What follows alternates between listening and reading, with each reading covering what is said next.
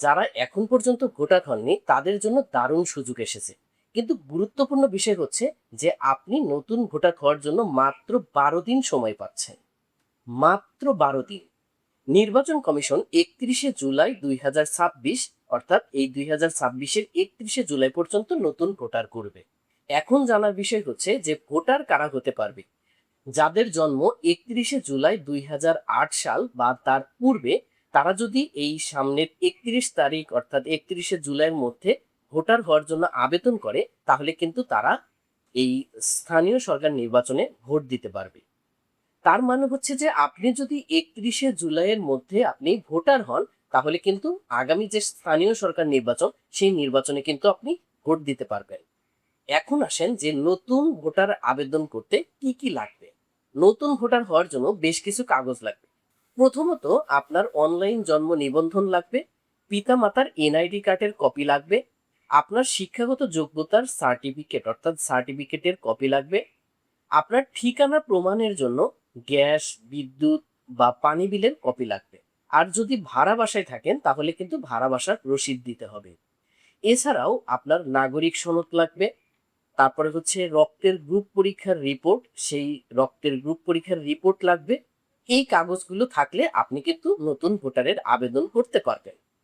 31শে জুলাইয়ের মধ্যে যদি আবেদন করে আপনি নতুন ভোটার হন, সেই ভোটার হওয়ার পরে আপনি কিভাবে জানবেন যে আপনার নতুন সেই ভোটার তালিকায় এসেছে কিনা, এটাও কিন্তু আপনি জানতে পারবেন। সেটা হচ্ছে যে 9ই আগস্টে খসড়া ভোটার তালিকা প্রকাশ করতে যাচ্ছে নির্বাচন কমিশন।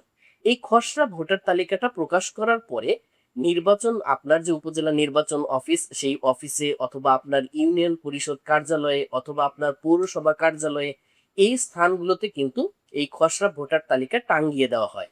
সেখান থেকে আপনি কিন্তু সহজেই দেখতে পারবেন যে আপনার সেখানে নাম এসেছে কিনা, ভোটার তালিকায় আপনার নাম অন্তর্ভুক্ত হয়েছে কিনা। এখন ধরুন যে আপনার ভোটার তালিকায় নাম এসেছে, তখন আপনি দেখলেন যে কোনো জায়গায় ভুল হয়েছে। এখন আপনি কিন্তু চাইলে সেই ভুলও সংশোধন করে নিতে পারবেন খুব সহজেই। সেটা হচ্ছে 24শে আগস্টের মধ্যে যদি আপনি ভুল সংশোধনের আবেদন করেন, তাহলে কিন্তু সেটা সংশোধন হয়ে যাবে।